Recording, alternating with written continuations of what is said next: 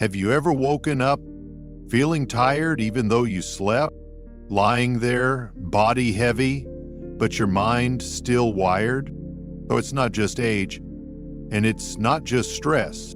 Sometimes it's the quiet habits you carry from younger years, ones you never questioned because nobody ever taught you to. I'm talking about self-touch, masturbation. Yes, that word. But this isn't about taboo, it's about truth. Most older men still use the same patterns they developed in their 20s, rushed, secretive.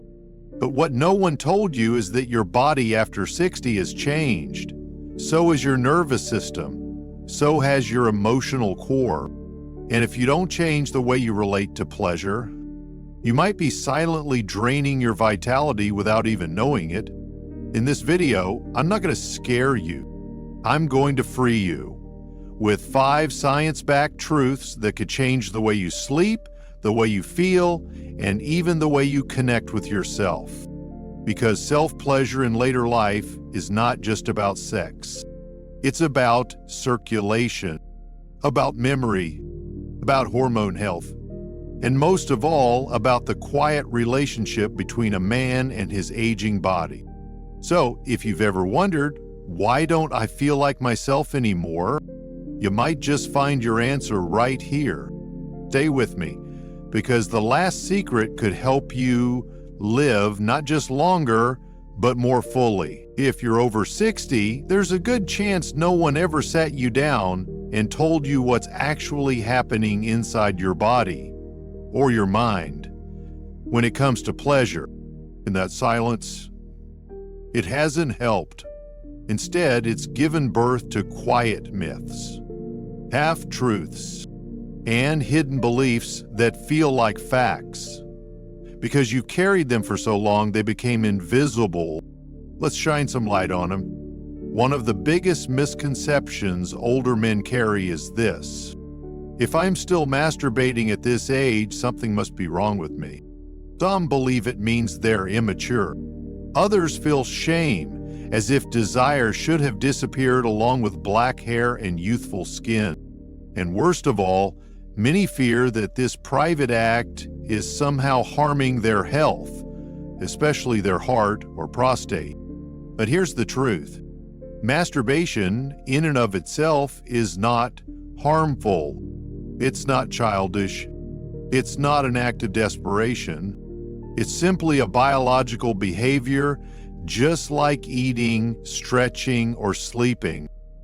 And when done with presence and respect for your body's new rhythms, it can become one of the most powerful ways to support your vitality as you age.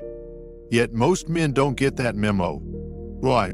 Because no one taught us how to update our relationship with sexuality. We were handed one playbook at 15 and expected it to last until 75. But that script no longer fits. It was written for a body full of testosterone, rush, and friction, not for the one you have now, which needs softness, breath, and connection. Another common misunderstanding? If I'm not in a relationship, there's no point in keeping that part of me alive. This belief has robbed thousands of older men of one of their most essential tools for longevity: circulation and stimulation in the pelvic region. Here's what happens when you stop engaging sexually. Blood flow slows. Tissues begin to atrophy.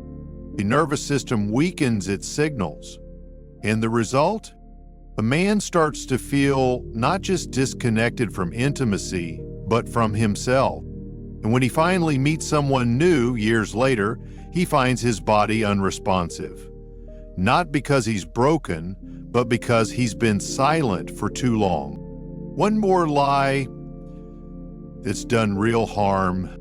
That kind of pleasure is just about lust. It's not needed anymore. Wrong again. Self, especially in older years, can be emotional, even spiritual. It can be the one moment of the day when a man feels grounded, real, and alive in his own skin. And when practiced with intention, it becomes less about release and more about renewal. So, no, there's nothing wrong with still wanting pleasure. What's wrong is that no one ever gave you permission to want it differently.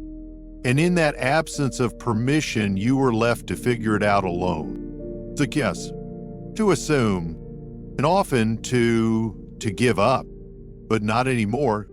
Because in the next section, you're going to meet someone who once felt exactly like that. And what happened when he finally let go of the shame and began reconnecting with the man he thought he had lost? His name was Richard, 73 years old, a widower for 8 years, retired teacher, quiet, neatly dressed, still ironed his shirts even though he lived alone. He came into my office with a simple complaint, fatigue. Nothing seemed wrong on the surface. His blood work was fine, heart steady, diet balanced. But he looked dim, as if the light behind his eyes had faded. After 30 years of men's health, I've learned something important. When a man over 70 walks in saying he's tired, he's usually not talking about muscles. He's talking about meaning. I asked Richard about his days. He woke up at 6, made breakfast, did a crossword, took a walk, read books, went to bed. Routine, predictable, safe. But when I gently asked him about connection, touch, intimacy, sexuality, he looked down. He paused for a long moment, then whispered, "I stopped touching myself the year my wife died. I thought it would be wrong. I thought it would make me feel worse." And so, for 8 years, Richard lived without physical affection. From others, yes, but more importantly, from himself. His fatigue wasn't from lack of rest. It was from being untouched, unseen, unfelt for too long. I told him gently, "Richard, your body didn't forget you, but it's waiting for you to remember it." We didn't start with advice about positions or frequency. We started with permission. Permission to feel again, not just function. Permission to touch with curiosity, not shame. Permission to reclaim the man beneath the habits. I gave him a small challenge. For 7 nights, not to do anything sexual, just to sit before bed, breathe deeply, and place his hand gently over his heart, then his belly, then his thighs. No expectation, just awareness. He came back 3 weeks later. His eyes were different, brighter, softer, present. "I didn't realize how much I missed myself," he said. Over time, Richard slowly reintroduced self-care, not as an act of lust, but as an act of care. He lit a candle, played music. He even bought himself a better pair of pajamas. He said it made him feel worth preparing for. And the shift? He began sleeping better. His blood pressure lowered. He started cooking again, not just to eat, but to enjoy. He called his son more, walked farther, laughed more freely. One night he looked in the mirror and said the sentence I'll never forget.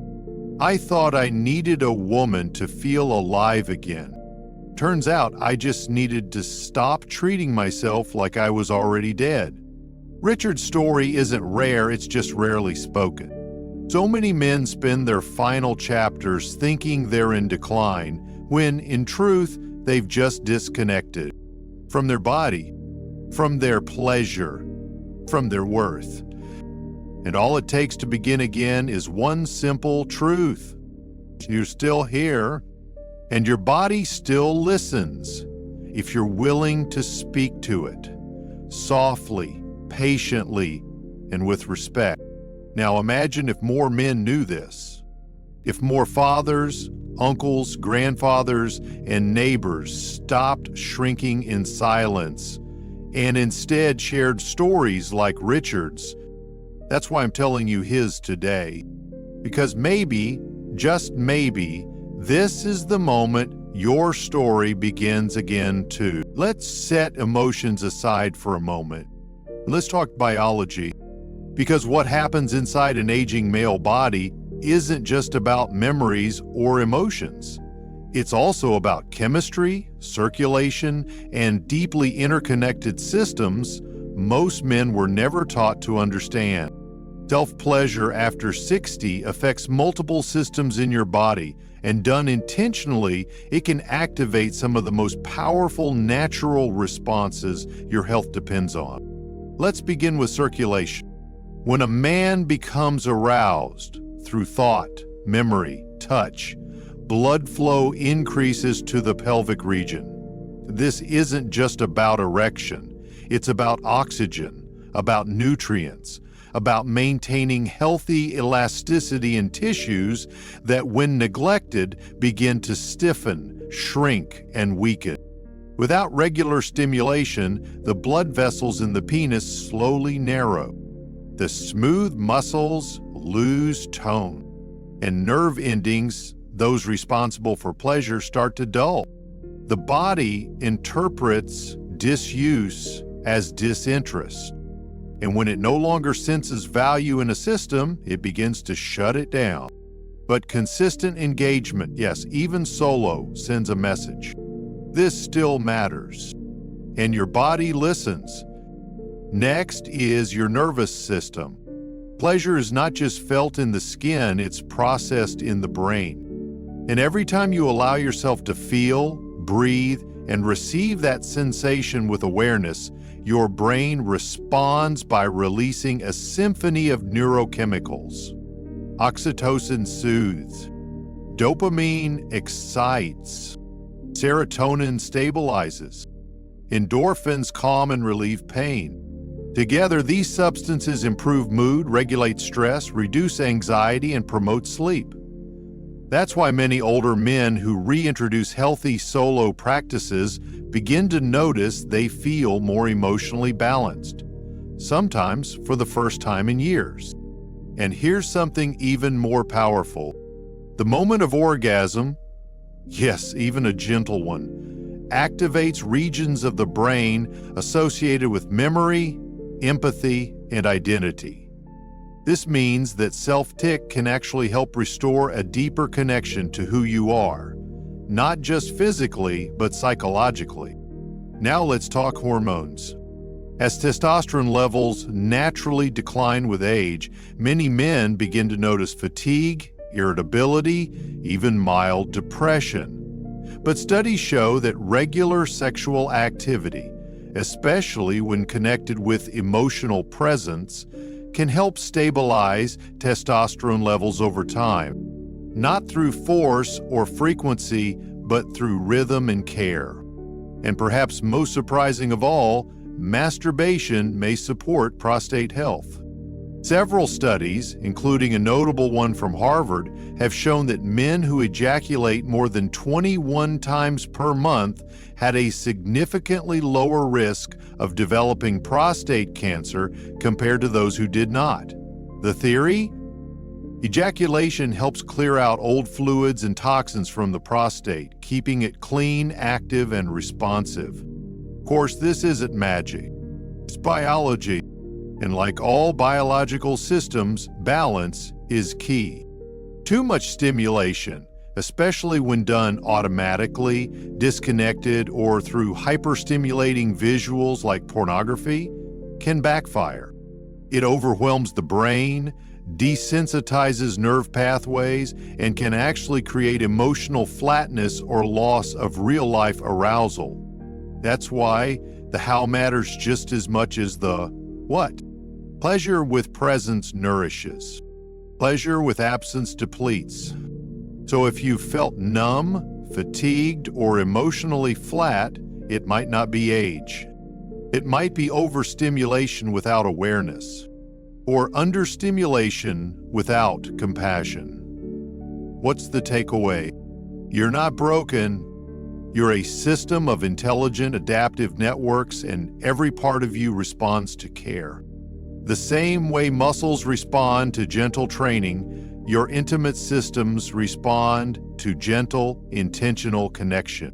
Not for performance, not for escape, but for restoration. And in the next section, I'll show you exactly how to begin doing that.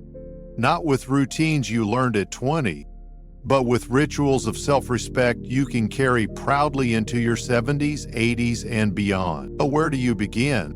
How does a man, after 60, 70, even 80, gently and respectfully return to his body in a way that is safe, sustainable, and meaningful? Not with rules, but with rhythm. Not with pressure, but with presence. The following habits are not about becoming someone else. They are about returning to yourself with curiosity, with awareness, and with care. Let's start with the most foundational shift. Reframe the act. Don't think of masturbation as release. That word is tied to urgency, to youth, to something that must be finished. Instead, think of it as connection. When you change the goal, the experience changes too.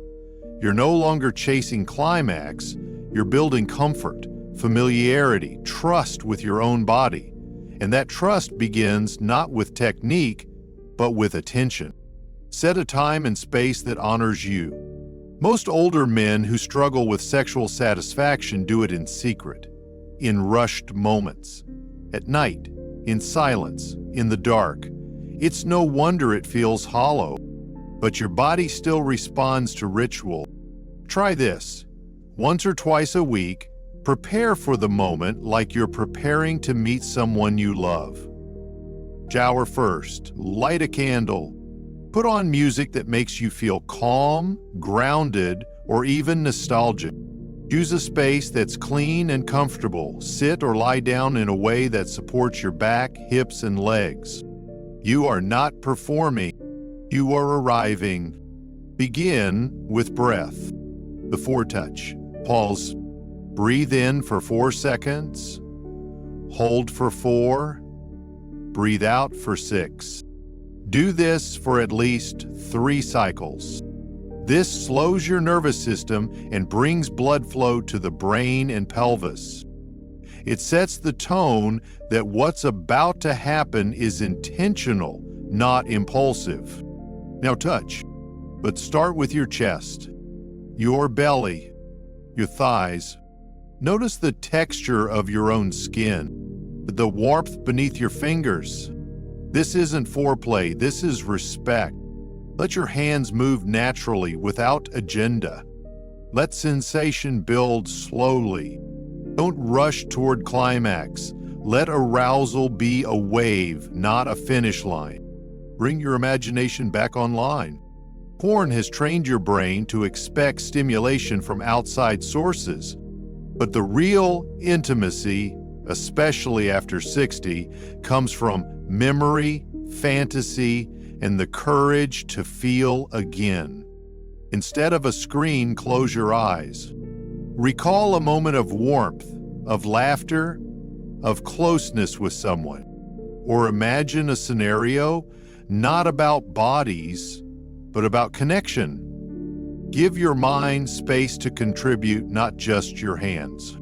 Try different forms of stimulation. The penis is not the only place that feels. Your neck, inner arms, nipples, lower back, and hips all contain nerve endings. The more areas you awaken, the more your brain learns to associate touch with safety and depth, not just function.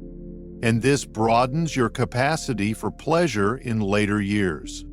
Use lubricant, always. After 60, skin becomes thinner, more fragile, and more prone to irritation. Good quality, unscented lubricants reduce friction, prevent micro T-tears, and enhance sensation. This one simple habit can dramatically improve the comfort and richness of the experience. Choose timing that aligns with your energy. If you're always tired at night, don't wait until then. Try mid-morning or after a light nap. Your body is not the same clock it was decades ago. Honor its rhythms. Experiment with non-goal-oriented touch. Sometimes the most healing experiences come when you don't even reach climax. Yes, you read that right. Self-pleasure without orgasm is still valuable. It builds body trust, nervous system regulation, and emotional stability.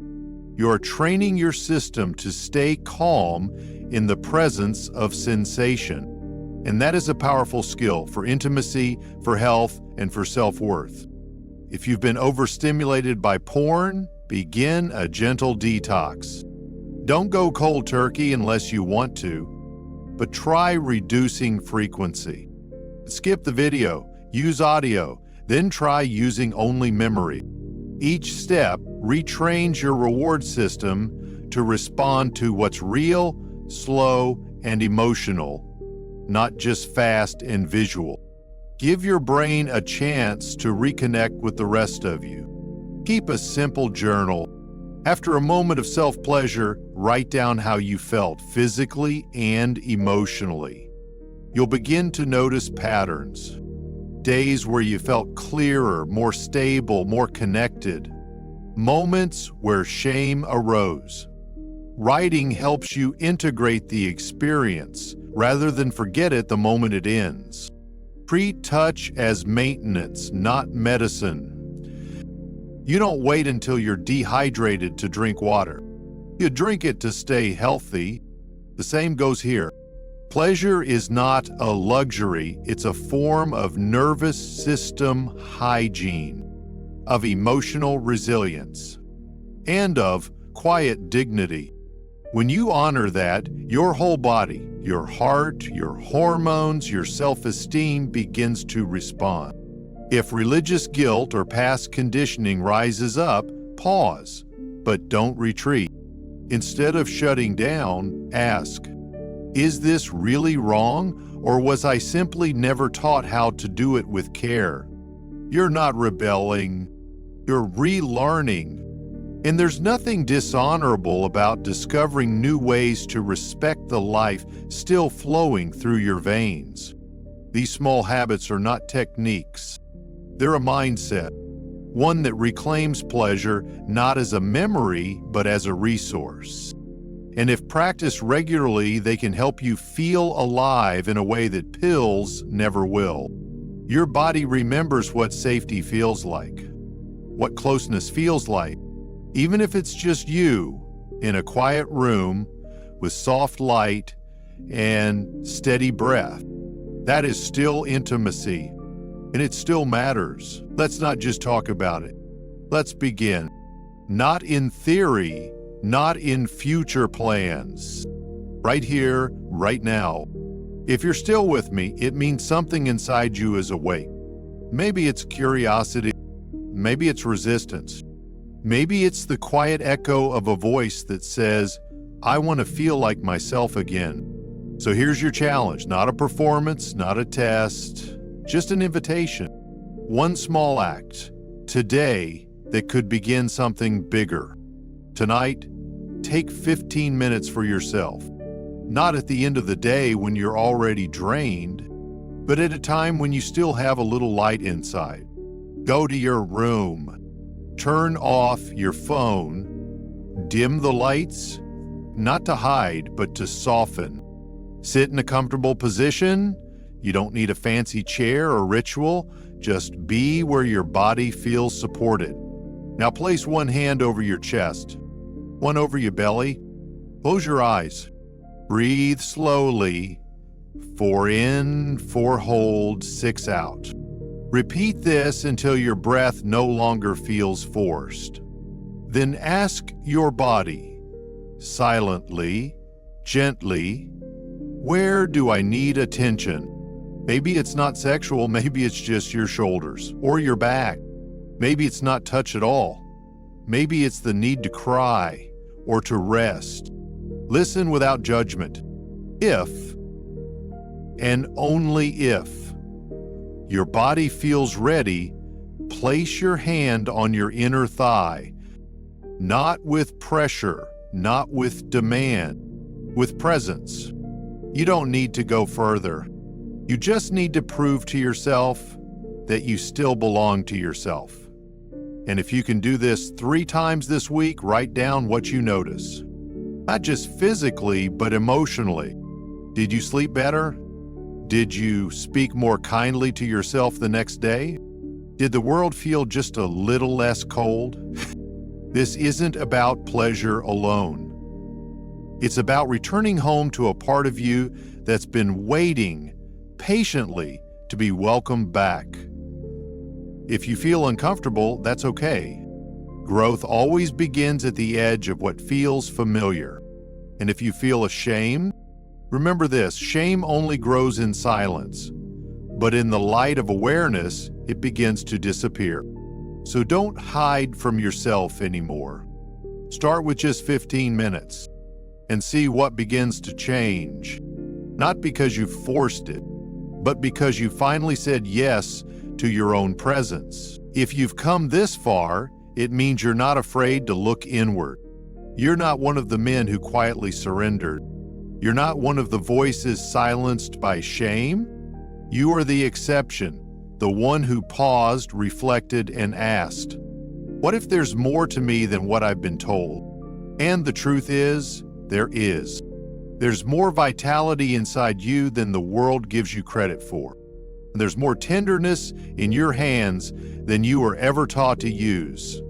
There's more power in your presence than any prescription could ever promise. Aging doesn't erase your need for connection. It deepens it. And when you honor that need, not with noise, but with nuance, not with speed, but with soul, your entire system begins to awaken. Your biology listens. Your emotions soften. Your heart remembers what it means to feel alive. So here's what I want you to know. You don't need to be younger. You don't need to perform. You don't need anyone's permission but your own. What you do need is the courage to care again, to turn down the volume of judgment and turn up the volume of kindness, to return to your own body, not as a problem to solve, but as a partner to rediscover. Whether you are single or partnered, grieving or hopeful, uncertain or quietly brave, your right to pleasure, to presence, and to peace is still here, still waiting, still yours. Let the world keep rushing. You slow down. You listen. You breathe. You touch with intention. And in doing so, you reclaim something most men will never realize they've lost. Not because it disappeared, but because no one ever showed them how to hold on to it with grace. But now you know. Now it's yours again. So step forward, not as a man looking back at what he's lost, but as a man who's just now beginning to remember what he still has.